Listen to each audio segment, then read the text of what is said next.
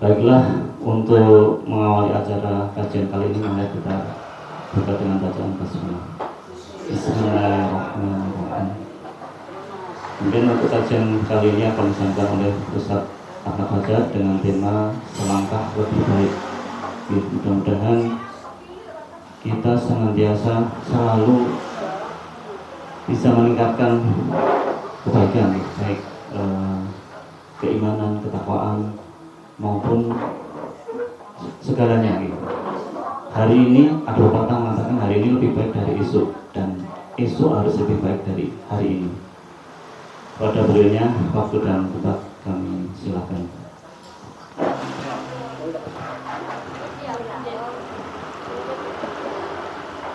Bismillah, Assalamualaikum warahmatullahi wabarakatuh.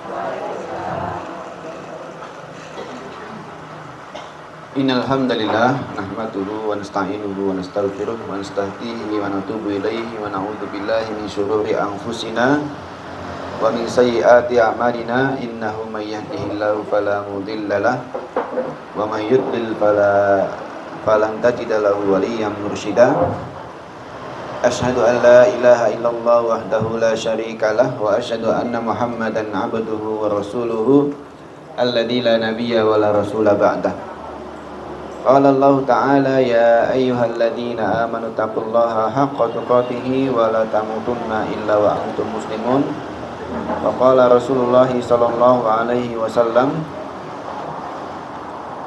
ittaqillaha haitsuma kunta wa ati sayyi'atal hasanata tamhuha wa khaliqin nasa bi khuluqin hasanin. Amma ba'du, Bapak Ibu yang dirahmati Allah Subhanahu wa taala, yang kami hormati Pak Dr. Arif dan panitia pengajian yang kami hormati, kemudian yang kami hormati juga ibu-ibu sekalian jamaah pengajian Omah Jadul. Semoga istiqomahnya kula panjenengan sami dalam thalabul ilmi mengantarkan kita nanti ke surganya Allah Subhanahu wa taala. Pertama-tama adalah kita panjatkan puja dan puji syukur kita kehadirat Allah Subhanahu wa taala atas limpahan karunia nikmat Allah Subhanahu wa taala kepada kita semuanya, sehingga kita bisa berkumpul bertatap muka lagi setelah sekian lama, bermuajahah, bertolabul ilmi, bermajlis dalam satu tempat yang insya Allah dinaungi oleh malaikatnya, malaikat Allah Subhanahu wa taala, malaikat rahmah, yang mana malaikat menaungi majlis ini karena kita bermajlis di satu tempat ini, berzikir kepada Allah Subhanahu wa taala, menyebut nama Allah Subhanahu wa taala, mentadaburi, mempelajari, mendalami syariat-syariat Allah Subhanahu wa taala, ayat-ayat Allah Subhanahu wa taala. Jadi memang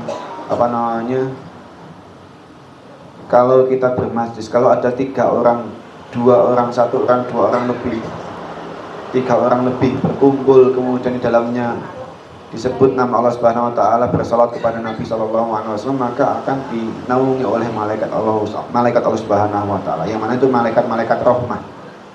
Malaikat yang akan beri rahmatnya Allah Subhanahu wa taala. Kemudian akan diturunkan juga keberkahan dalam majlis ini insyaallah. Jadi bersyukur, kita harus bersyukur kepada Allah Subhanahu wa taala dengan syukur yang serius, bukan hanya syukur dengan lisan saja kalau bisa, tapi dengan syukur jawarih juga, syukur dengan memperbagus, memperindah, memperbaiki kualitas dan kuantitas amalan kita sehari-hari, kegiatan-kegiatan kita sehari-hari, amal soleh kita dari hari ke hari. Jangan sampai apa yang kita lakukan pada hari ini maka itu sama atau lebih buruk daripada hari kemarin. Jadi kualitasnya lebih buruk atau kuantitasnya lebih buruk. Na'udzubillahi min dzalik. Ataupun sama. Kalaupun misalkan samanya itu adalah dalam rangka untuk belajar istiqomah, belajar melazimi konsisten, ya, konsisten dalam beribadah misalkan, yang nantinya satu saat kalau sudah terbiasa akan naik derajat lagi, mungkin kualitasnya ditambah atau kuantitasnya ditambah, tidak masalah. Akan tapi kalau dari hari ke hari kok sama terus, itu namanya rugi. Kados wong dodolan iku nek misale kok pemasukan kok sama dengan pengeluaran niku nggih rugi nggih. Belanja napa misale baju pakaian misalkan harga 50.000 dijual 50.000, niku rugi napa mboten?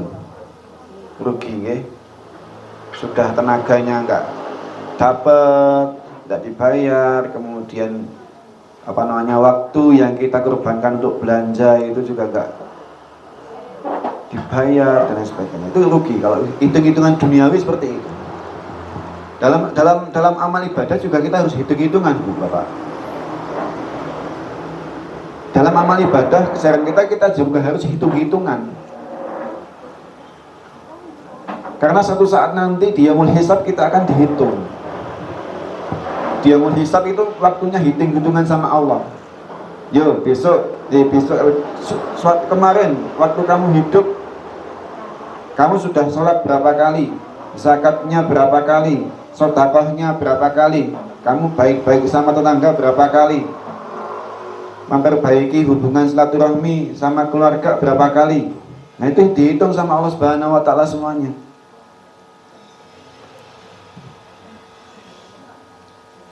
Akan tapi Bapak Ibu yang dirahmati Allah Subhanahu wa taala, bukan hanya dihitung saja, akan tapi juga ditimbang Bapak Ibu. Jadi bukan hanya kuantitas saja yang kita perhatikan, kualitasnya juga diperhatikan Bapak Ibu.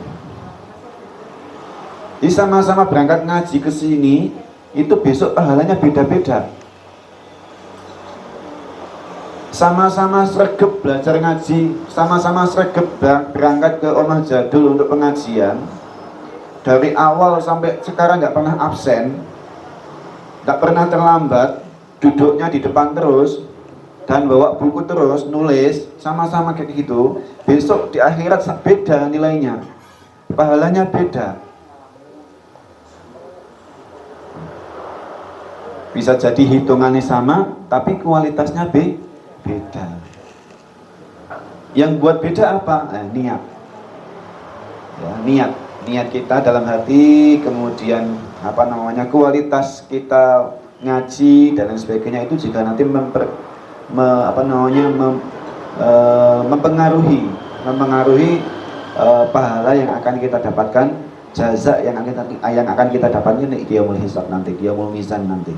Bapak Ibu yang dirahmati Allah Subhanahu wa taala, maka marilah kita senantiasa selalu memperbaharui niat.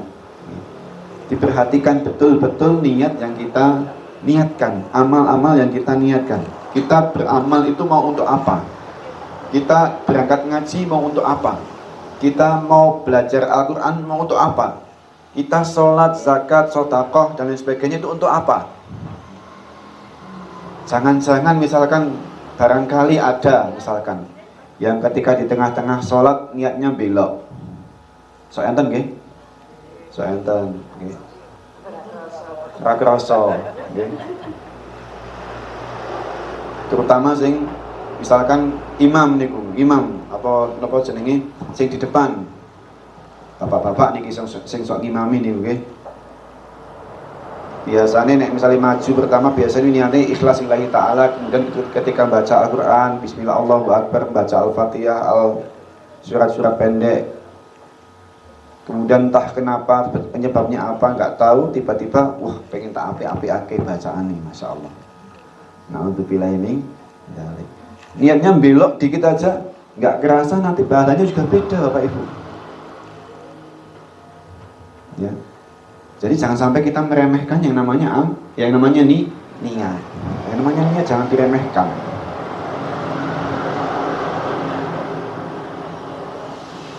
Ada sebuah kisah dalam sebuah kitab yang saya lupa judulnya. Dua orang yang berjalan melakukan safar, kemudian akan melewati satu negeri, satu negara, satu kota, satu daerah. Yang mana satu kota itu di dalamnya isinya adalah penyembah berhala, Bapak Ibu. Penyembah berhala. Kemudian ketika akan masuk kota tersebut, syaratnya adalah satu, memberikan persembahan kepada berhala yang ada di kota tersebut, walaupun hanya kecil saja, walaupun hanya dengan seekor lalat. Melakukan persembahan walaupun hanya dengan seekor lalat. Nah, dua orang ini tadi akan masuk ke dalam kota tersebut, ke daerah tersebut, dikasih syarat itu, boleh masuk, boleh lewat kota ini. Syaratnya hanya satu, memberikan persembahan kepada berhala kami, kepada Tuhan kami. Kalau nggak mau ngasih, yaudah jangan lewat sini, jangan masuk kota kami, muter lewat jalan yang lain. Satu orang, kita katakan si A, menganggap itu bukan satu masalah yang penting, itu adalah sesuatu yang sepele. Cuma dengan seekor lalat saja tidak masalah, insya Allah Allah itu tahu. Maka dengan mudahnya dia mencari seekor lalat dan kemudian mempersembahkan lalat tadi kepada berhala ataupun tuhannya mereka, orang-orang yang ada di daerah tersebut, di kota tersebut. Kemudian yang satu, si B ini menolak, tidak mau, pokoknya mantep, tidak mau. Walaupun hanya dengan seekor lalat, walaupun hanya mungkin lebih kecil daripada lalat, tidak mau, tetap tidak mau. Kalaupun tidak boleh masuk, yaudah, saya lebih milih muter daripada harus berkorban, harus mempersembahkan sesuatu kepada selain Allah Subhanahu wa Ta'ala. Bapak Ibu yang dirahmati Allah Subhanahu wa Ta'ala, kira-kira si A tadi terjatuh pada syirik atau tidak? Karena menyandingkan ataupun membuat sekutu, membuat saingan dari Allah Subhanahu wa Ta'ala, walaupun hanya dengan seekor lalat. Yang si A tadi masuk dalam kemusyrikan, Bapak Ibu yang dirahmati Allah Subhanahu wa Ta'ala, hanya dengan seekor lalat. Jadi hal yang sepele ya, seekor lalat saja bisa menjatuhkan kita kepada kesyirikan. Apalagi kalau kita mungkin yang lebih halus daripada itu, misalkan HP zaman sekarang, Bapak Ibu yang dirahmati Allah Subhanahu wa Ta'ala. Gara-gara satu kotak kecil ini berapa ibadah yang terlalaikan, berapa perhatian kita kepada Allah Subhanahu wa Ta'ala yang terlalaikan, seberapa sering kita menyandingkan ataupun menyaingkan, memberikan saingan, menjadikan saingan HP dengan Allah Subhanahu wa Ta'ala. Sampun adzan Allahu Akbar, Allahu Akbar. Napa mungkin nembe buka toko oren ngoten nggih. Niki dilungkas nembe dereng transfer ngoten nggih. Napa nembe buka aplikasi ijo terus asik-asikan gibah kalih kancane chattingan. Iki kanca suwi, teman lama ini gak pernah chattingan, baru ketemu di sini chattingan sampai lupa sama Allah Subhanahu wa Ta'ala. Maka hati-hati, ini bisa juga menjatuhkan kita kepada kesyirikan, Bapak Ibu yang dirahmati Allah Subhanahu wa Ta'ala. Jadi ala kulli hal, Bapak Ibu yang dirahmati Allah Subhanahu wa Ta'ala, dengan hadirnya kula lan panjenengan sami ke tempat ini, mungkin semoga bisa jadi bukti, bisa jadi syahadah kepada Allah Subhanahu wa Ta'ala bahwa kita adalah menggunakan nikmat sempat dan nikmat sehat kita untuk beribadah kepada Allah Subhanahu wa Ta'ala. Maka kita bisa menjadikan amal kita pada pagi hari ini sebagai bukti kepada Allah Subhanahu wa Ta'ala. Besok di yaumul hisab, wahai ya Allah, saya gunakan waktu di hari Kamis ini dari jam 10 sampai menjelang zuhur nanti untuk belajar, untuk ngaji, untuk ngaos di Omah Jadul yang jauhnya mungkin dari rumah sekian kilo ataupun dekat, Ini saya jadikan saksi, semoga bisa memberatkan timbangan kebaikan kita nanti di yaumul hisab. Bapak Ibu yang dirahmati Allah Subhanahu wa Ta'ala, kemudian salawat serta salam semoga tetap terjual kepada uswah hasanah kita Nabi Muhammad sallallahu alaihi wasallam serta para sahabat tabi'in, tabi'ut tabi'in, dan orang-orang yang selalu sikoh istiqomah berjuang di atas jalan Islam hingga hari kiamat nanti. Bapak Ibu yang dirahmati Allah Subhanahu wa taala, materi pada pagi hari ini selangkah lebih baik. Tapi kemarin ada yang komplain itu. Yang kemarin dilanjutkan apa enggak gitu. Insya Allah dilanjutkan sedikit, tapi dengan konten tidak saya jelaskan secara detail saja, cuma poin-poin yang terpenting saja. Kemarin sampai yang poin yang berapa Bapak Ibu? Lupa. 10 pilar kebaikan. Kemarin baru sampai yang ke 3, okay? Adil, kebersihan, jujur, okay? Beres. Saya buka dulu bentar. Ini berarti ngebut nih yang 7 ya. Insya Allah bisa.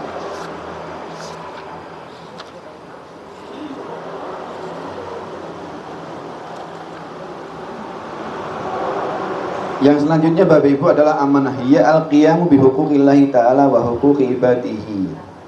Amanah itu al-qiyam bi huquqillahi ta'ala wa huquqi ibadihi, menunaikan hak-haknya Allah dan hak-haknya sesama hamba. Jadi menunaikan, menjalankan, menyampaikan apa-apa yang menjadi haknya Allah, dan juga menunaikan, menjalankan, menyampaikan apa yang menjadi haknya sesama manusia, sesama hamba-hamba Allah Subhanahu wa taala. Banyak sekali ini Bapak Ibu yang dirahmati Allah Subhanahu wa taala. Jadi di antara haknya Allah Subhanahu wa taala adalah yang paling penting adalah menjadi hamba yang bertakwa kepada Allah Subhanahu wa taala.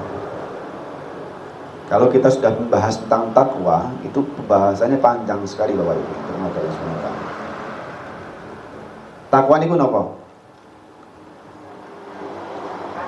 Menjalankan perintah dan menjauhi larangan.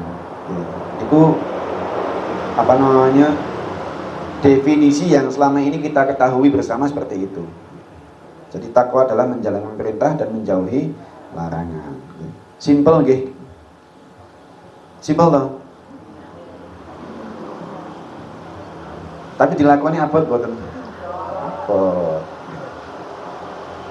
Enten boten orang beriman yang tidak bertakwa. Orang beriman yang tidak bertakwa. Enten boten? Enten sing ada, enten sing tidak ada. Oh, ada nggih? Ya ada. Jadi ya orang yang mengakui bahwasanya Allah itu Tuhan, Allah itu adalah ilah yang berhak disembah.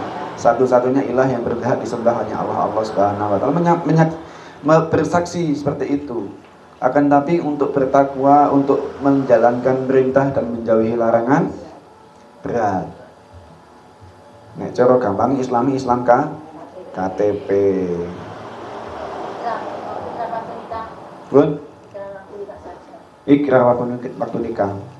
Mboten nikah mawon nggih. Wong syahadat niku saking alit to nggih. Enten sing mualaf mriki. Ning sing syahadate pas pun gedhe enten. Insyaallah pun saking alit nggih, pun napa setelan pabrik nggih. Islami pun setelan pabrik, tapi nggih dingapunten banyak sekali yang Islami setelan pabrik tapi dereng bertakwa. Untuk menjalankan perintah Allah Subhanahu wa taala itu sangat berat sekali Bapak Ibu dirahmati Allah Subhanahu wa taala. Padahal Bapak Ibu yang dirahmati Allah Subhanahu wa taala, yang namanya amanah, yang namanya hak Allah itu ya kita menjadi seorang yang bertakwa. Mastata'tum, semampunya. Menjalankan perintah itu semampunya saja. Tuh, sudah dikasih clue, sudah dikasih keterangan dari Allah Subhanahu wa taala, kamu kalau mau jadi orang bertakwa cuma jalankan perintah saja semampunya. Jadi ibadah itu juga semampunya. Bapak Ibu kalau membaca Al-Qur'an atau membaca hadis, biasanya kalau membaca yang kaitannya dengan ketaatan atau ibadah, di belakangnya pasti ada kata-kata mastata'tum. Okay? sebisanya, semampunya. Beda halnya kalau kita dengan tarkul mungkarat, meninggalkan yang mungkar, itu harus totalitas, Bapak Ibu. Tidak ada kata semampunya di situ. Kita tarkul mungkarat itu meninggalkan yang dilarang itu harus totalitas. Sekuat tenaga, Bapak Ibu. Kalau ibadah ya semampunya, sholat nggak bisa berdiri ya duduk, duduk nggak bisa duduk ya tiduran, tiduran nggak bisa gerak ya sambil gerak-gerak matanya atau tangannya saja yang gerak. Nggak bisa gerak, nggak bisa matanya nggak bisa gerak, pakai hati. Pakai hati nggak bisa ya disolati. Ya semampunya. Bahkan mayat pun juga disolati gitu. Sholat dengan disolatkan caranya. Ya, jadi amanah ya. Jadi al-qiyam bi huquqillahi ta'ala wa huquqi ibadihi. Jadi menjalankan menyampaikan, menjalankan ataupun menunaikan hak-haknya Allah dan hak-haknya sesama hamba. Nah, kemudian yang selanjutnya, poin yang kelima adalah al-iffah. Iffah itu adalah sifatun li nafsi takufuha anil muharramat wa radha'il syahawat. Iffah itu adalah sifat yang mengekang diri seseorang dari hal-hal yang diharamkan ataupun dari syahwat yang hina. Jadi menjaga diri ini, menjaga diri kita masing-masing dari yang namanya hal-hal yang diharamkan, ataupun mungkin menjaga diri ini supaya tidak jatuh kepada syahwat. Di zaman sekarang yang namanya fitnah itu banyak sekali Bapak Ibu. Fitnah syahwat salah satunya. Kita bisa melihat di mana-mana itu yang namanya fitnah syahwat itu dengan mudah kita dapatkan. Jadi serba salah kalau kita sebagai seorang hamba yang berusaha untuk menjauhkan diri yang namanya syahwat, itu serba salah. Jadi lihat ke depan salah, ke belakang salah, ke samping salah, ke bawah salah, ke atas malah tambah salah. Mau lihat kemana gitu ya? Di mana-mana ada. Apalagi dengan adanya media sosial yang sebegitu masifnya untuk diiklankan, dibuat seolah-olah itu adalah sebuah hal yang lazim, sebuah hal yang wajar, ataupun sebuah hal yang ketinggalan zaman kalau nggak sampai punya medsos gitu loh. Nggak punya Instagram, Facebook, ataupun TikTok, ataupun yang lain sebagainya, itu kayak ketinggalan zaman, kok kuper gitu ya, jadul banget gitu loh. Yang mana padahal medsos ini, Bapak Ibu yang dirahmati Allah SWT, adalah pisau bermata dua. Bisa jadi kita mendapatkan kebaikan dari hal-hal yang ada di dalam HP ini ataupun dunia media sosial itu, bisa jadi juga kita mendapatkan hal-hal yang berupa madarat, Bapak Ibu. Bahkan mungkin bisa jadi lebih besar madaratnya daripada manfaatnya. Bisa kita lihat anak-anak kecil kita, anak-anak cucu kita, okay? Dengan adanya medsos ini menjadi hilangnya rasa malu. Berbuat jahat sudah biasa. Berbuat hal-hal yang tabu sudah biasa. Joget-joget di tempat umum sudah biasa. Berduaan di tempat umum sudah biasa, ataupun bahkan melakukan hal-hal yang mungkar di situ sudah lumrah pada zaman sekarang. Begitu merosotnya moral dan etika pada zaman sekarang, Bapak Ibu yang dirahmati Allah SWT. Jadi ini adalah bagaimana kita menjaga diri dari syahwat yang hina tadi adalah bentuk iffah. Jadi seorang yang iffah itu adalah seorang yang menjaga diri dari hal-hal yang diharamkan, atau menjaga diri dari syahwat yang hina. Atau bisa jadi kalau iffahnya memang sudah tinggi, bahkan hal-hal yang mubah saja ditinggalkan, Bapak Ibu. Ada salah seorang ustadz saya yang sangat-sangat berusaha untuk tidak makan di pinggir jalan, di warung. Misalkan beli lauk, ayam goreng gitu, beli bawa pulang. Beliau sangat menjaga ifahnya, Masya Allah, menjaga harga diri beliau sebagai seorang ustadz. Bukan berarti kalau kita beli di warung juga itu artinya jatuh harga diri, enggak. Itu hal yang mubah saja. Ada beberapa orang yang memang sangat-sangat ingin menjaga diri ya dengan cara seperti itu, supaya tidak mudah terjatuh pada hal-hal yang mungkin tadi diharamkan, ataupun mungkin hal-hal yang berupa fitnah, syubhat dan syahwat. Kalau sudah ngomong fitnah, syubhat dan syahwat itu bahaya, Bapak Ibu. Yang syahwat mungkin kita bisa membedakan, tapi yang syubhat ini abu-abu. Syubhat itu antara hitam dan putih, bainal halal wal haram. Yang putih, yang halal itu jelas, innal halala bayyinun wa innal harama bayyinun. Yang halal itu jelas dan yang haram itu jelas. Wa bainahuma umurun mustabihat. Dan di antara halal dan haram ini ada umurun mustabihat, perkara-perkara yang dinilai sebagai perkara syubhat. La ya'lamuhunna katsirun minan nas, yang mana banyak sekali manusia yang tidak paham. Banyak manusia yang terjatuh dalam perkara syubhat ini. Maka itu dengan cara menjaga ifah ini adalah untuk menjaga diri dari hal-hal itu. Kalau kita sudah jatuh pada perkara syubhat, maka sudah dipastikan dia akan terpeleset ke dalam perkara-perkara yang haram. Tapi ada juga yang bisa selamat dari perkara syubhat, tapi sedikit. Jadi ifah itu ya. Kemudian yang keenam adalah sifat muru'ah. Al-muru'ah ya sifatun tad'u ila tamassuki bimakarimil akhlaq wa mahasinil adat, yaitu sifat yang mendorong seseorang untuk berpegang teguh dengan akhlak yang mulia dan kebiasaan-kebiasaan yang terpuji. Jadi mengusahakan diri kita ini dengan berpegang teguh, berusaha diri kita ini terbiasa dengan akhlak yang karimah dan sifat-sifat yang terpuji. Kalau hanya sekedar mengenal, hanya sekedar pernah melakukan saja itu mudah, Bapak Ibu.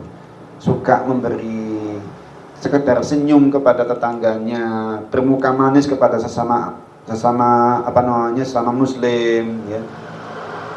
Memperlihatkan wajah yang enak dipandang, tingkah laku yang enak dipandang, lisan yang tidak menyakitkan.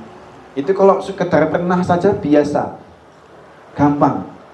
Akan tapi kalau sampai kita berusaha untuk membiasakan diri, kita berpegang teguh supaya hal-hal tersebut biasa kita lakukan, itu susah, Bapak Ibu. Apalagi lisan misalnya. Kadang-kadang kita terpeleset, nggak sengaja ngomong sesuatu yang menyakiti hati orang lain. Ataupun mungkin kita lagi ada masalah di luaran sana, tiba-tiba masuk rumah dalam kondisi cemberut, mencucu. Ataupun mungkin sebaliknya ada masalah di rumah, keluar rumah ketemu tetangga dengan muka yang tidak enak dipandang. Sekedar masak-masak, baunya sampai rumah tetangganya, cuma dibagi bau netok.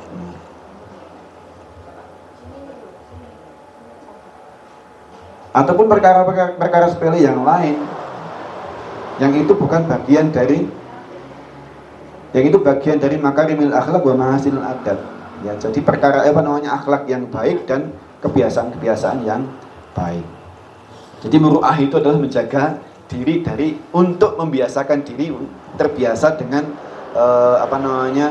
makarimil akhlak wa mahasinil adat tadi. Kemudian poin yang ke berapa? Selanjutnya adalah sikap santun, al-hilmu. Santun. Monggo ahlan wa sahlan yang berdatang. Sifatun tahmilu sahibaha ala tarkil intiqami mimman aghdabahu ma'a qudratihi ala dalik. Sifat santun adalah sifat yang membuat seseorang tidak meladeni orang yang membuatnya marah walaupun dia mampu. Nah, Sering kita dibikin emosi sama orang lain, tapi kita mampu untuk menahan amarah tersebut, menahan emosi tersebut, dan tetap berperilaku baik kepada orang tadi. Santun. Sinten sing saged?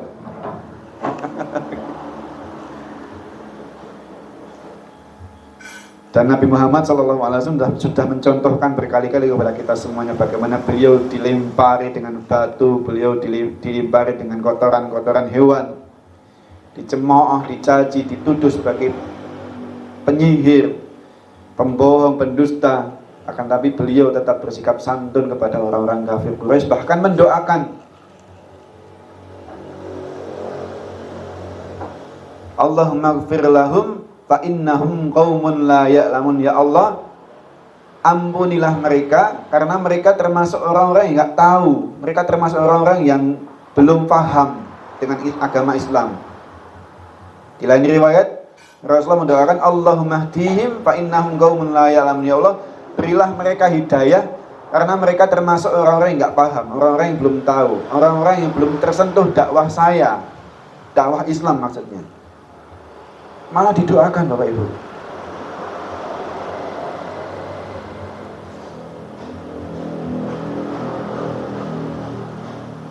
Malah justru dengan sifat santunnya beliau, ketika itu ada orang Yahudi yang sering berperilaku buruk pada Rasulullah SAW, kemudian tetap beliau santun kepada orang Yahudi tadi.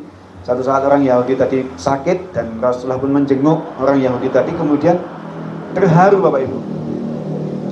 Terharu dengan sifatnya Rasulullah, dengan perilakunya Rasulullah, kemudian orang Yahudi tadi masuk Islam. Nah, barangkali kita bisa juga seperti itu Bapak Ibu. Banyak yang nggak suka, banyak yang benci, banyak yang marah-marah kepada kita semuanya, kemudian berperilaku buruk kepada kita semuanya. Kita berusaha tetap santun, yang semoga bahkan mungkin kita doakan, yang semoga dengan sikap santunnya kita, doanya kita semuanya kepada orang tadi bisa merubah perilaku orang tadi menjadi baik kepada kita. Jadi sifat santun, al-hilmu Bapak Ibu. Kemudian yang selanjutnya as-sakha. As-sakha itu adalah badlul mal min ghairi mas'alatin wala istihqaqin. As-sakha adalah mendermakan harta tanpa diminta dan tanpa ada kewajiban sebelumnya. Jadi terjemahannya as-sakha itu adalah dermawan, suka memberi. Ya. Dermawan itu adalah dengan kita mendermakan harta tanpa diminta dan tanpa ada kewajiban. Kalau kita suka membayar zakat itu berarti bukan dermawan Pak Ibu. Kewajiban kita membayar zakat. Setiap tahun mesti saya bayar zakat mal, zakat fitrah, nah itu wajib. Itu bukan berarti jangan dermawan. Dermawan itu berarti tanpa diminta, tanpa ada sebab apa-apa, kita melihat orang membutuhkan, kita kasih, kita bantu tanpa ada alasan-alasan yang mungkin membuat kita untuk wajib memberi, tidak. Tanpa diminta dan tanpa ada kewajiban, itu dermawan.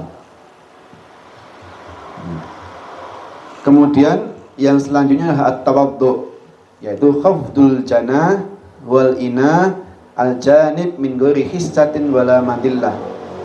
Tawaddu adalah bersikap rendah hati dan lemah lembut dalam berinteraksi tanpa merendahkan dan menghinakan diri. Tawaddu itu bersikap rendah hati dan lemah lembut dalam berinteraksi tanpa merendahkan dan menghinakan diri sendiri ataupun orang lain. Jadi rendah diri, rendah hati. Walaupun kita mampu, kita sebenarnya orang yang mungkin kaya, kita mungkin orang yang pintar, kita mungkin orang yang berprestasi, kita mungkin orang yang punya segala hal. Akan tapi di depan orang lain kita tetap meninggalkan apa yang kita miliki dan merasa diri kita ini rendah, diri kita ini sama dengan manusia pada umumnya, tidak merasa tinggi hati ataupun bahkan mungkin berperilaku sombong, memiliki ada rasa sombong dalam hati. Itu namanya bukan tawadhu kalau sudah sombong. Tawadhu itu lawan katanya sombong, al-kibru. Tawadhu adalah rendah hati. Kemudian izzatun nafsi, sifatun biha yaj'alul insan nafsahu fi manazil rif'ah wal ihtiram. Yang artinya sifat yang menjadikan seseorang itu menempatkan dirinya pada kedudukan yang mulia dan terhormat. Itu izzah, menjadikan diri kita ini sebagai seorang yang punya harga diri, punya izzah, punya harga diri. Ya, jadi punya prinsip yang harus dipegang. Kita boleh tawadhu tapi jangan sampai mengorbankan harga diri. Kita boleh tawadhu tapi jangan sampai kita mengorbankan prinsip. Kita boleh tawadhu tapi jangan sampai kita mengorbankan apa yang sudah kita pegang secara kuat. Jadi wibawa, kewibawaan, izzatun nafsi, kewibawaan. Kita punya harga diri, kita punya izzah. Itu ya, sudah ada 10 itu ya. 10 pilar kebaikan ataupun 10 pilar akhlak baik, akhlak yang akhlak yang karim, akhlak yang baik. 10 pilar itu Bapak Ibu yang dirahmati Allah Subhanahu wa taala diajarkan oleh beliau Syekh Fauzan Al-Hafidz ini, Hafidz Hasan Al-Mas'udi ini kepada santri-santri beliau, kepada murid-murid beliau supaya ketika nantinya ketika belajar di sekolah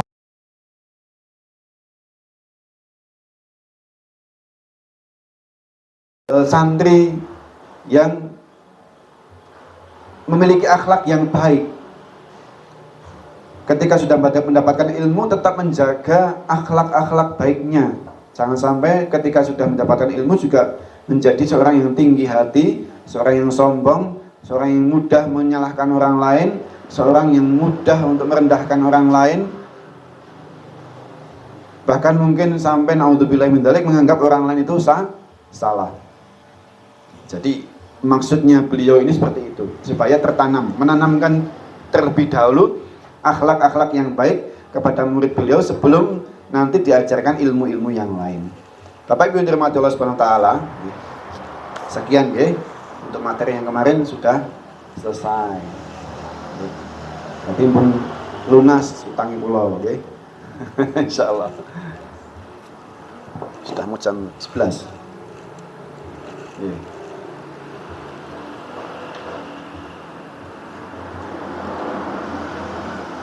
Kemudian kita lanjutkan dengan tadi materi kita pada pagi hari ini tentang selangkah lebih baik. Sudah didahului dengan kaul dari beliau tadi Dr. Arif, yang mana kita seharusnya sebagai seorang manusia, sebagai seorang muslim berusaha untuk menjadikan hari ini adalah lebih baik daripada hari kemarin, dan hari esok itu adalah lebih baik daripada hari ini. Itu sebuah hadis Bapak Ibu ya. Jadi jangan sampai kita hari ini kok sama dengan hari kemarin. Jangan sampai hari ini sama dengan hari kemarin ataupun bahkan mungkin lebih buruk daripada hari kemarin.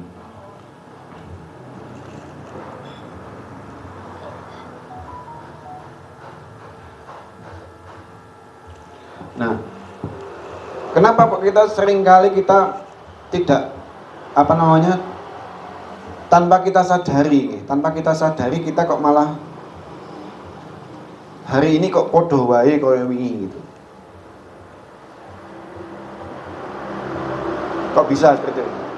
Kira-kira kenapa penyebabnya itu?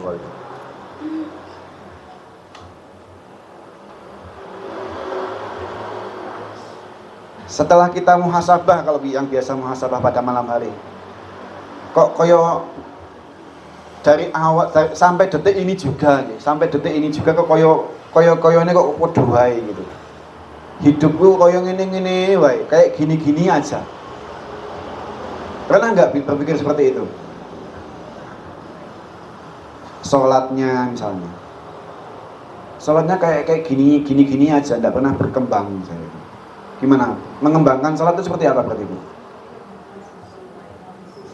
Khusyuknya, tumakninahnya, bacaan-bacaannya kita pahami, sudah.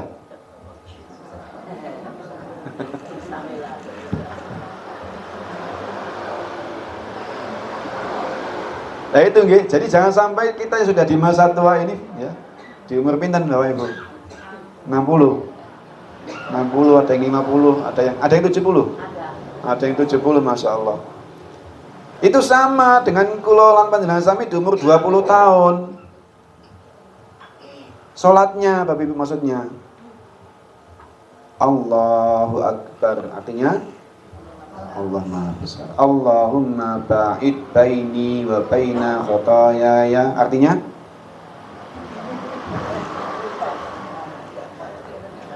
sama, nggak tahu. Hari ini lupa, kemarin nggak tahu. Belum hafal. Belum hafal. Masya Allah. Berarti kan sama gitu. Dengan 50 tahun yang lalu, dengan 60 tahun yang lalu kita sama aja berarti. Belum paham makna sholat. Bacaan-bacaan sholat belum kita pahami. Berarti selama ini kita minta sama Allah itu nggak paham yang kita minta itu apa. Jadi kalau ini nyuwun apa tuh kali Allah Subhanahu wa taala ini. Allahumma ba'id baini wa baina khotoyaya, ya Allah, ba'id baini, jauhkanlah antara saya wa baina khotoyaya, dan antara kesalahan-kesalahan saya, kama ba'adta bainal masyriqi wal maghrib, kama sebagaimana engkau menjauhkan antara timur dan barat. Kita minta sama Allah supaya dijauhkan dari kesalahan-kesalahan. Maksudnya supaya diampuni sama Allah Subhanahu wa taala. Allahumma naqqini minal khotoyaya kama naqqaita minal,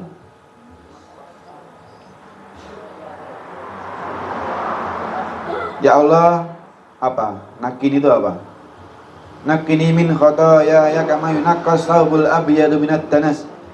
Bersihkanlah diri saya ini dari kesalahan-kesalahan saya, kama yunaqqas thawbul abyadu minat danas, dari sebagaimana engkau membersihkan pakaian yang putih itu dari kotoran-kotoran.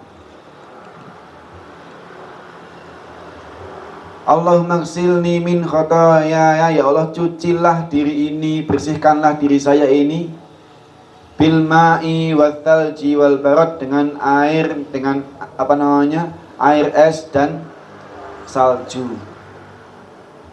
Jadi kan nyuniku lho Bu maksudnya. Belum paham? Berarti besok baca doa istiftah sing tenanan ini Bu. Sing tenanan bacane. Berarti sudah paham artinya. Oh berarti besok nih baca doa istiftah sing tenanan. Allahumma ba'id baini wa baina khotoyaya kama ba'adta bainal masyriqi wal maghrib. Udah paham artinya. Belum lagi Al-Fatihahnya. Belum lagi surat-surat pendeknya, belum lagi nanti bacaan rukuknya, bangun dari rukuk, sujud duduk di antara dua sujud, doa tahiyat.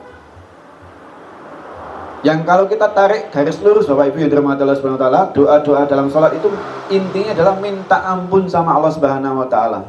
Minta supaya Allah itu mengampuni dosa-dosa kita. Dengan kita memuji Allah Subhanahu wa taala, memberikan pujian-pujian yang banyak sekali. Sami Allahu liman hamidah, Rabbana walakal hamdu. Ya Rabb kami, hanya bagimulah segala pujian. Hamdan katsiran thayyiban mubarakan fih. Hamdan katsiran, pujian yang sangat banyak. Hamdan katsiran thayyiban, yang thayyib, mubarakan fih, yang di dalamnya ada keberkahan. Allahu Akbar, sujud. Gimana doa sujud? Allahumma ghfirli, Allahumma subhanaka Allahumma wa bihamdika, Allahumma ghfirli, subhanaka Allahumma wa bihamdika, ya Allah, dengan maha suci Allah aku minta, Allahumma ghfirli, aku minta ampun. Jadi itu minta ampunan sama Allah. Belum doa tahiyat, at-tahiyatu lillah wa salawatu wa thayyibah wa assalamu alayka ayyuhan nabi. Itu percakapan antara Allah dengan Nabi Muhammad dan para malaikat ketika proses Isra Mi'raj. Ya. At-tahiyatu lillah wa salawatu wa thayyibah. Nabi Muhammad masuk ke langit itu memberikan tahiyat dulu. Assalamu alayka ayyuhan nabiyyu. Allah kemudian memberikan salam, assalamu alayka ayyuhan nabi, semoga keselamatan bagi kamu wahai nabi. Kemudian Nabi menjawab, assalamu alayna wa ala ibadillahi sholihin, semoga keselamatan selalu kepada kita semuanya dan hamba-hamba Allah yang soleh. Asyhadu an la ilaha illallah, kemudian penduduk langit semuanya bersyahadat kepada Allah Subhanahu wa taala dan bersahadat bersaksi kepada Rasulullah SAW. Dan dilanjutkan dengan doa-doa meminta perlindungan dari yang namanya fitnah kehidupan, fitnah kubur, fitnah dajjal dan sebagainya. Itu semuanya doa, Bapak Ibu. Itu dalam satu ibadah sholat saja. Belum lagi baca Al-Quran. Belum lagi ibadah-ibadah yang lain yang perlu kita perbaiki kualitasnya, bukan hanya sekedar kuantitas. Sedekah dari hari ke hari mungkin bisa kita menambah kuantitas, menambah jumlahnya. Sekarang 1000, besok 2000, besok 5000. Akan tapi esensi dari sedekah tersebut adalah kita berbagi kepada sesama kita, berbagi kebahagiaan kepada sesama kita dengan tanpa merendahkan orang tersebut. Akan tapi apa artinya sedekah kalau kita barengi dengan mungkin merendahkan orang lain? Kita gemar sedekah, tapi di lain sisi kita juga gemar ghibah, kita gemar merendahkan orang lain, kita gemar menghina orang lain, kita gemar menyakiti orang lain. Kemarin ada jamaah dari Gemawang, Bapak Ibu, bertanya kepada saya, Pak Ustaz, saya tuh punya saudara, nek sedekah itu kok sering banget, Bapak. Senang sedekah,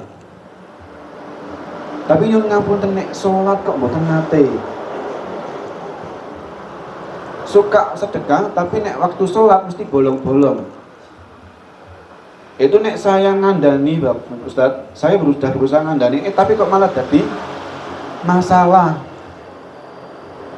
jadi bahan perselisihan, hubungan kekeluargaan jadi tidak akur. Itu kira-kira gimana, Ustaz? Nah ini Bapak Ibu yang dirahmati Allah SWT lagi. Jadi ada juga orang-orang yang mungkin sedekahnya di satu ibadah baik, tapi di ibadah yang lain kurang. Apalagi itu perkara-perkara yang seharusnya menjadi sebuah kewajiban. Sholat itu wajib, ya. Tidak harus kita tanpa diberitahu orang lain harus sudah sadar yang namanya sholat itu wajib. Nah ini, kenapa kok bisa seperti itu? Karena kita meremehkan, Bapak Ibu, meremehkan yang namanya amalan-amalan soleh itu tadi. Kenapa kita meremehkan? Karena kita nggak tahu, nggak paham. Mohon maaf, karena adalah semata-mata karena kejahilan kita, kebodohan kita semuanya. Tingkat pengetahuan kita terhadap ilmu syar'i itu masih sedikit, sehingga kita meremehkan amal soleh. Contoh gampangnya sholat tadi. Padahal Rasulullah SAW sudah bersabda, wala tahqiranna syai'an minal ma'ruf. Janganlah kalian meremehkan kebaikan sedikit pun walaupun hanya berbicara, wa antu kalima akhaka wa anta mumbasitun ilaihi wajhuka. Jangan sampai meremehkan kebaikan sedikit pun walaupun hanya berbicara kepada saudaramu dengan wajah yang tersenyum kepadanya. Cuma sekedar berbicara, ngobrol dengan saudara, dengan sesama muslim, dengan tetangga, dengan orang-orang yang ada di sekitar kita dengan wajah yang tersenyum, enak dilihat. Itu ma'ruf, perkara yang baik. Tapi banyak meremehkan sehingga kok malah berbicara dengan ngobrolnya wajahnya cemberut, ngobrolnya wajahnya mencucu, gak enak dilihat. Mungkin ada masalah di luar, mungkin ada masalah dengan orang lain sehingga terbawa kepada orang tadi. Hanya sekedar berbicara saja mungkin tidak apa-apa, tapi kalau kena semprot, dia nggak salah malah kita marahi juga. Itu masalah, Bu. Bukan ma'ruf lagi itu, madarat itu ya. Orang nggak kenapa-kenapa kok malah dimarahi gitu ya. Inna dzalika minal ma'ruf itu adalah bagian daripada kebaikan, kata Rasul. Jadi perkara sepele, menghadirkan wajah yang enak dipandang itu perkara sepele. Akan tapi banyak dari kita yang menyepelekan, sehingga ya gitu ya. Jadi banyak terjadi perselisihannya karena tadi di antara sebabnya ya tidak menghadirkan wajah yang enak dipandang. Kemudian di hadis yang lain juga Rasulullah juga bersabda, ya nisa'al muslimat la tahqiranna jaratan li jaratiha walau firsana syatin. Nih, yang meremehkan pemberian orang lain. Sikap meremehkan ini Bapak Ibu, yang sikap meremehkan amal soleh ini adalah PR kita semuanya. Jangan sampai kita meremehkan amal baik sehingga ya hari-hari kita nggak sama terus, nggak ada perkembangan. Terhadap amal soleh kita sendiri saja, terhadap amal soleh orang lain saja kita nggak boleh meremehkan, apalagi amal kita sendiri. Tadi hadisnya tentang amal soleh sendiri, ya, amal kebaikan dari diri sendiri, ya, menghadirkan wajah yang enak dipandang untuk orang lain. Nah, ini hadis tentang janganlah wahai nisa'al muslimat, ya nisa'al muslimat, kata Nabi kepada para muslimah ini. Wahai para wanita muslimah, la tahqiruna jaratun li jaratiha. Janganlah salah seorang di antara kalian meremehkan pemberian tetangganya. Walau firsinasyatin, walaupun pemberiannya hanya kaki kambing.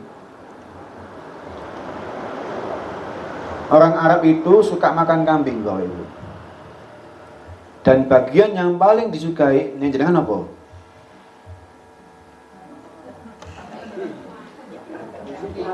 Daging. Bagian apa sing akeh dagingi? Sambel. Nah, orang Arab itu suka makan daging kambing, dan yang paling disukai adalah bagian sampelnya. Paha kambing itu bagian yang paling banyak dagingnya. Itu paling disukai orang Arab. Nek kaki ada dagingnya enggak? Enggak ada. Jadi ini teguran dari Rasulullah SAW kepada nisa al-muslimat pada zaman itu, nggih. Zaman itu nggih, Bu, bukan zaman sekarang. Jangan ampun baper nggih. Tapi nek kesenggol nggih, kula mboten tanggung jawab. Jadi ketika ada seseorang yang memberikan masakan kok hanya kaki kambing saja, tidak ada dagingnya, ya jangan diprotes. Jangan diremehkan. Nek cara Indonesia, nek misalnya dikasih makanan kok cuma sekedar napa? Kuah tok. Gak etis gitu. Kan anjurannya Nabi itu kalau kita masak, Bapak Ibu, kalau kita masak itu fa'aktir ma'aha. Perbanyaklah airnya. Masak sop nggih diakai kuwahe. Itu anjuran Nabi. Tapi nggih sampase. Ngoten nggih. Ampun kowe tok sing diokehi. Maksudnya apa? Supaya dikasih ke tetangga itu loh, Bapak Ibu. Jadi kalau tetangga itu kok kita masak sop, masak kolak, ini nek misalnya Ramadan ini kan misalnya masakannya kan baunya Masya Allah nggih. Sore-sore niku pun mambu nopo niku mesti. Nah, itu untuk dibagi, Bapak Ibu. Faktir ma'ah itu maksudnya Rasul itu ya dikasih tetanggamu itu kasih kuahnya itu loh. Saampase maksudnya. Masak bayam ya dikasih sak bayeme. Masak kolak pisang ya dikasih sak pisange. Jangan kowe tok. Ya. Nah itu ya bagian dari meremehkan. Jadi, walaupun hanya ya kita yang dikasih Bapak Ibu itu yang yang anjuran untuk yang masak dikasih diperbanyak airnya, saisine dibagi ke tetangganya. Kita yang dikasih. Nek dikasih ya alhamdulillah. Rodok asin-asin sithik ya ora apa-apa. Nek gulone kakean nggih boten napa-napa nggih. Misale ajeng napa dirombak, misalnya diperbaiki, dimasak dhewe, tambahi banyak, kasine ditambahi banyu.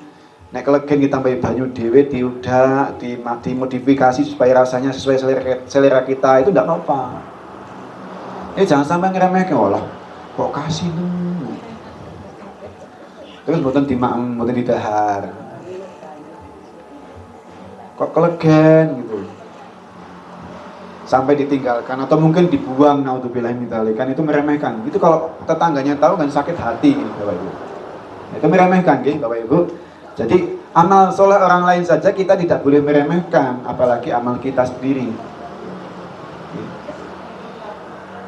Ada sebuah kisah tentang amal soleh ini, Bapak Ibu yang dirahmati Allah Subhanahu wa taala, sebuah kisah yang menceritakan tentang seorang guru ngaji, Bapak Ibu. Guru ngaji niku nek zaman sakniki sepele banget Bapak Ibu. Saking sepele ini sama orang-orang sama orang tua wali murid itu enggak dianggap guru ngaji, ya. Guru TPK niku Bapak Ibu. Le ngajari bismillahirrahmanirrahim, abata. Niku larene dhewe, anak cucu kita meh ngaji TPK ya kono ora ya kono. njaluk sangu teko diwahi sing penting maghrib bali. Nggih napa nggih? Nggih napa nggih? Nah, sing nggih berarti ngakoni wae. Timbang ora ngaji. Sampai rumah mboten ditangleti le ngaji diwarai napa le diajari apa sama Pak Ustadz, Pak Guru ngaji, hafalan napa mboten. Ditangleti mboten jenengan? Tangleti nggih? Alhamdulillah. Nek mriki sholihah sedaya insyaallah nggih. Amin.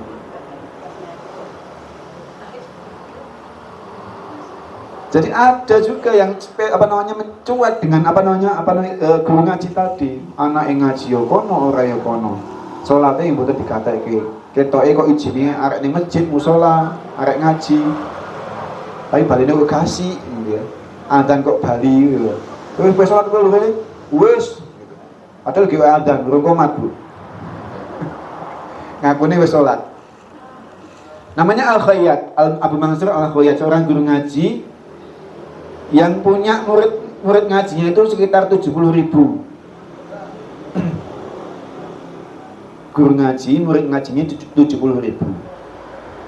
Itu sepanjang umur beliau, ya. Jadi sepanjang umur beliau ngajar ngaji, muridnya sebanyak 70.000 orang, 70.000 anak. Ketika beliau meninggal, semua muridnya ikut ngelayat, ikut mengantarkan jenazah beliau ini ke kuburan.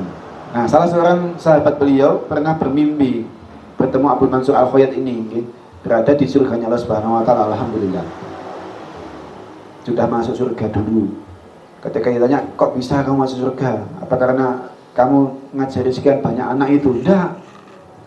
Saya masuk surga itu bukan karena saya guru ngaji, tidak. Saya masuk surga itu bukan karena status saya sebagai guru ngaji, tidak. Tapi Allah mengampuni dosa-dosa saya hanya karena saya mengajari seorang anak kecil surat Al-Fatihah. Sepele ya Al-Fatihah. Kalau tanglet nih Bapak Ibu, kinten-kinten putra wayahe jenengan niku apal Al-Fatihah saking sinten? Guru ngaji.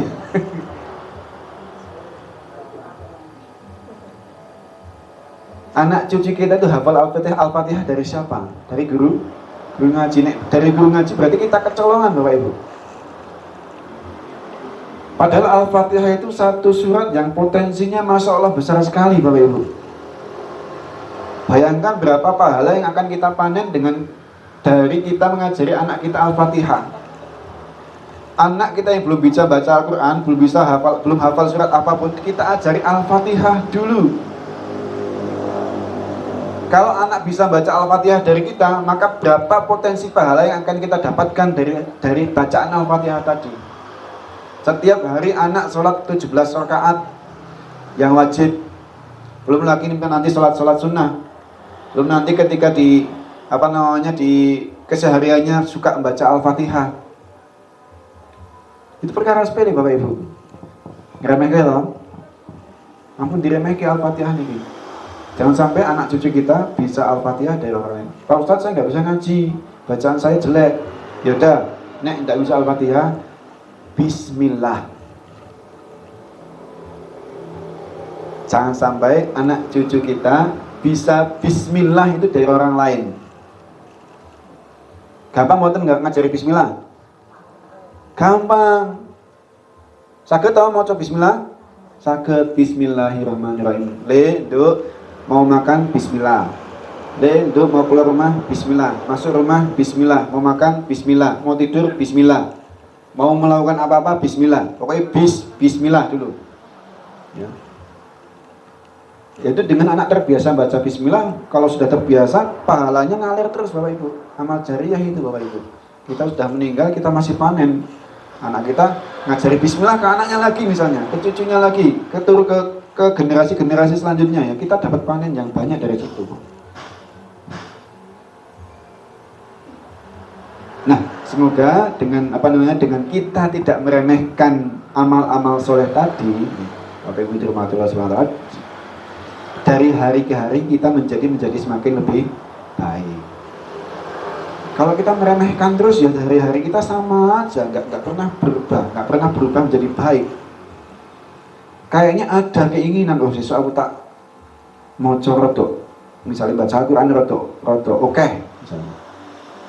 Tapi gak konsisten biasanya seperti itu. Biasanya tahajud 11 rakaat jam 2. Besok tak tambah gitu. Misalnya 13 rakaat atau 15 rakaat. Boleh enggak? Boleh enggak Bapak Ibu? Boleh aja. Boleh. Tapi gak konsisten. Besok tak baca Al-Quran 1 hari 1 juz gitu. Tapi gak konsisten. Itu karena kita masih ada sifat meremehkan itu Bapak Ibu. Sifat meremehkan amal soleh. Naudzubillah min dzalik. Nah, Bapak Ibu yang dirahmati Allah Subhanahu wa taala, semoga yang sedikit ini bisa menjadi nasihat bagi saya sendiri dan Bapak Ibu semuanya. Jangan sampai kita meremehkan yang namanya amal soleh. Baik amal solehnya orang lain, apalagi amal solehnya kita sendiri-sendiri. Yang semoga dengan kita untuk berusaha untuk tidak meremehkan amal soleh tadi, dari hari ke hari ini, esok dan seterusnya, kita akan menjadi seorang pribadi yang soleh, pribadi yang menjadi lebih baik dan lebih baik lagi seterusnya. Okay. Dan ujungnya kita menjadi orang yang bertakwa kepada Allah Subhanahu wa taala. Jadi esensi takwa itu tadi itu Bu. Jadi yang namanya takwa ya intinya itu, kita berusaha untuk istiqomah beramal soleh. Nah, gimana caranya untuk bisa istiqomah beramal soleh? Ya jangan meremehkan amal soleh. Kalau ada amal soleh, kalau ada kesempatan untuk beramal soleh, ya kita lakukan, walaupun hanya sepele. Kalau ada kesempatan untuk berbuat baik kepada sama kita, ya kita lakukan. Jangan sampai kita tinggalkan, apalagi kita remehkan. Gitu Bapak Ibu yang dirahmati Allah Subhanahu wa taala. Mungkin dari saya cukup sekian. Kalau ada tutur kata yang tidak berkenan di hati dengan semuanya itu murni dari kesalahan saya pribadi, kami minta maaf sebesar-besarnya. Alhaqqu min rabbika fala takunanna minal mumtarin. Akhiru da'wana alhamdulillahirabbil alamin. Wassalamualaikum warahmatullahi wabarakatuh.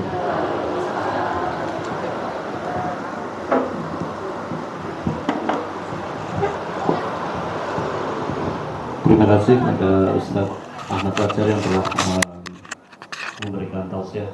Mudah-mudahan kita senantiasa bisa meningkatkan iman dan takwa kita dan melaksanakan kebaikan atau meningkatkan amalan-amalan ibadah soleh, biarpun amalan ibadah itu kecil-kecil atau dianggap sepele.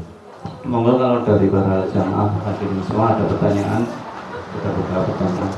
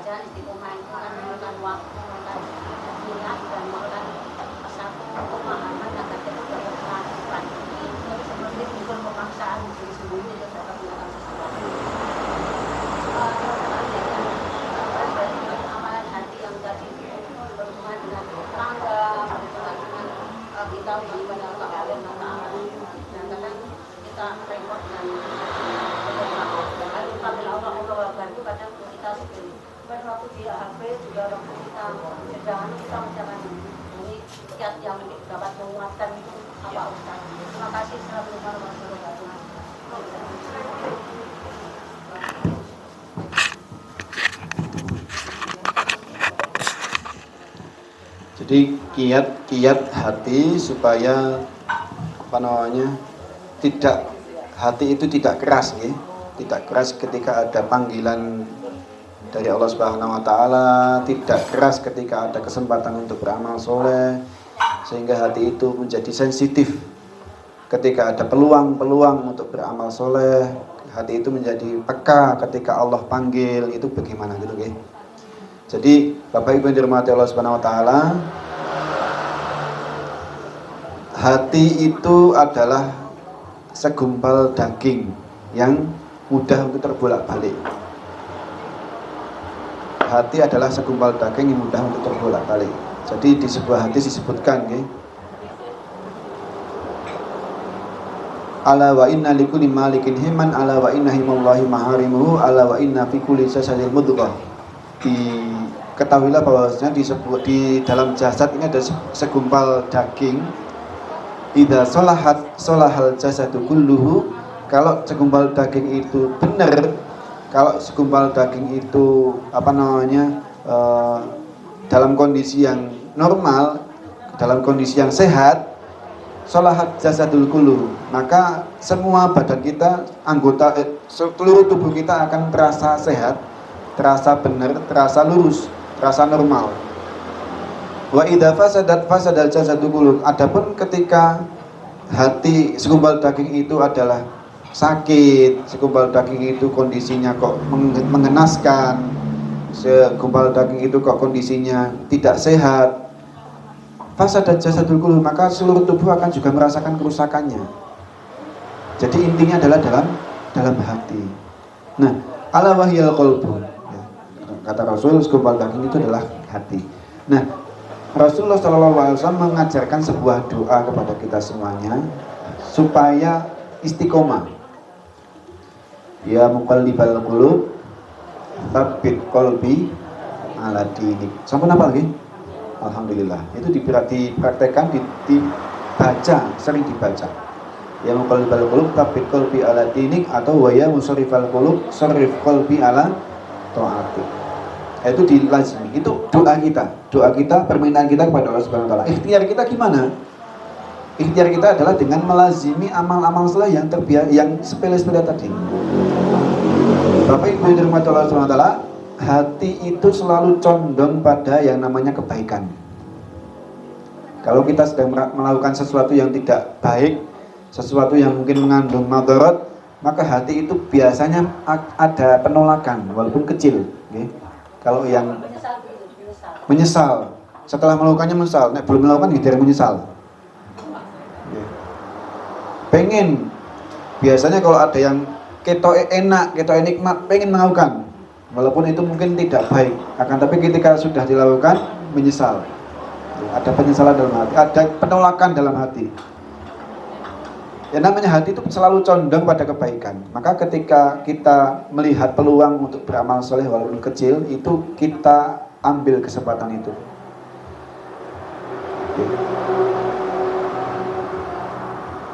Satu cara yang lain yang bisa melunakkan hati adalah dengan sering-sering baca Al-Quran.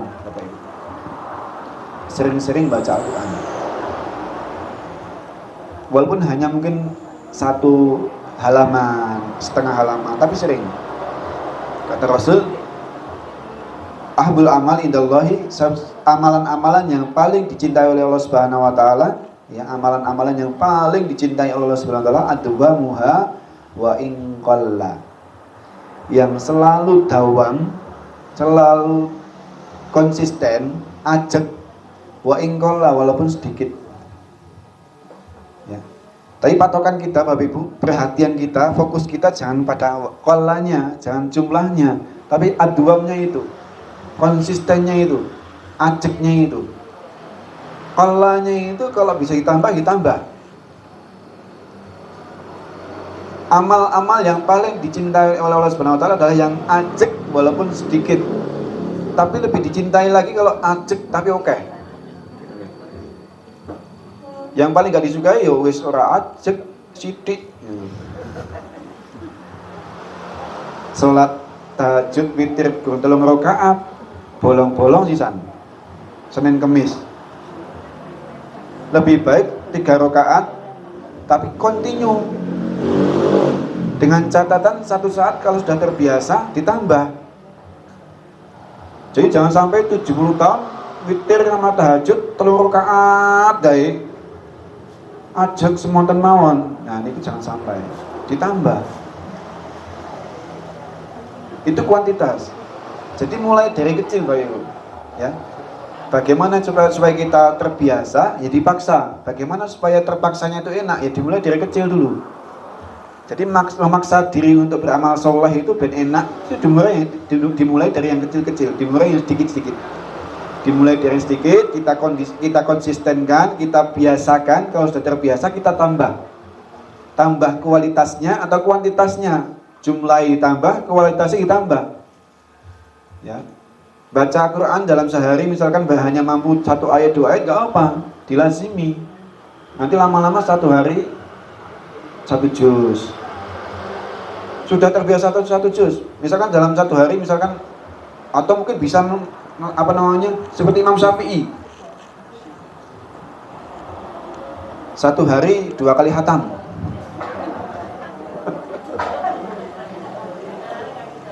Itu sak ngebut-ngebute wong Bapak Ibu. Imam Syafi'i itu Masya Allah, ini ulama yang sangat encer sekali otaknya. Kalau mau hafalan itu Bapak Ibu, mau hafalan 2 buku, membuka buku kan 2 halaman nggih. Nah, dengan buka buku niku 2 halaman nggih. Yang 1 harus ditutup Bapak Ibu. Yang 1 harus ditutup. Kenapa? Nek boten ditutup katut nemriki. Saking encernya hafalan beliau, saking encernya otak beliau diberi kemudahan dalam menghafal. Akan tapi juga gampang hilangi Bapak Ibu. Imam Syafi'i itu kalau lihat paha,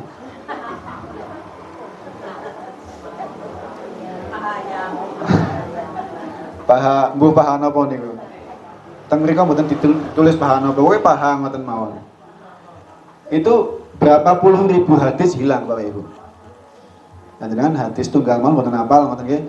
Niku sing ngajeng ilang napane ngoten. Nah, sak mentok-mentoke sak soleh-soleh Imam Syafi'i itu 1 hari baca bisa 2 kali khatam. Nek jenengan bisa seperti itu sudah mencapai kapasitas yang maksimal. Dalam 1 hari bisa 2 kali khatam itu.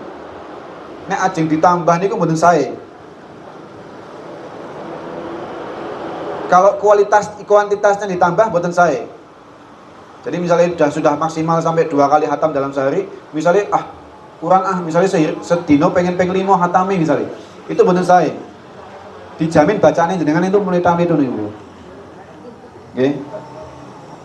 Dan terus gimana lagi peningkatannya? Ya ditambah kualitasnya, pemahamannya dalam membaca Al-Qur'an, mentadaburi, pengamalan Al-Qur'an tersebut seperti itu. Jadi dimulai dari kecil, maksa hati, maksa diri ini untuk membiasakan diri dengan ibadah-ibadah, amalan-amalan yang kecil saja dulu, aduam, didawamkan, diajeke, dikonsistenkan, kemudian nanti ditambah dan ditambah.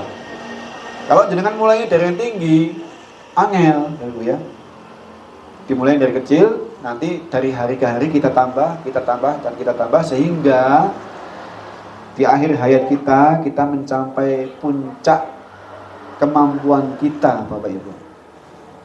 Di akhir hayat kita mencapai puncak kemampuan kita dalam beribadah, kita mencapai predikat takwa dari Allah Subhanahu wa taala. Kata Allah Subhanahu wa taala, seorang manusia, seorang hamba Allah Subhanahu wa taala yang di akhir hayatnya itu adalah, akhir kalamnya adalah la ilaha illallah dakhalal jannah. Barang siapa yang akhir kalamnya adalah la ilaha illallah, maka dia akan masuk surga. Tapi gampang mboten Bu, di akhir hayat kita dengan mudah membaca la ilaha illallah. Dengan temriki ini misalnya enten sing biasa nalkin yang sakit, kira-kira mudah mboten? Mulut itu, lisan kita itu akan terbiasa, akan dengan mudah mengucapkan la ilaha illallah ketika kita terbiasa melakukan hal itu. Kalau kita nggak biasa melakukan hal itu akan susah loh itu. Nah, bagaimana kita menjadikan hati kita untuk lunak, untuk sensitif, untuk peka terhadap hal tersebut? Ya kita biasakan dari kecil, dari hal yang sepele tadi, hanya sekedar menghadirkan wajah yang enak dipandang, berbagi dengan hal-hal yang mungkin, dengan sesuatu yang mungkin sepele, kemudian membiasakan diri berbuat baik kepada tetangga, orang-orang di sekitar kita. Bagaimana supaya intinya orang-orang di sekitar kita itu tidak terganggu dengan tingkah laku kita, lisan kita. Itu hal-hal yang sepele. Kalau kita sudah terbiasa seperti itu, insya Allah nih, kalau hati itu sudah terbiasa, insya Allah sudah enak.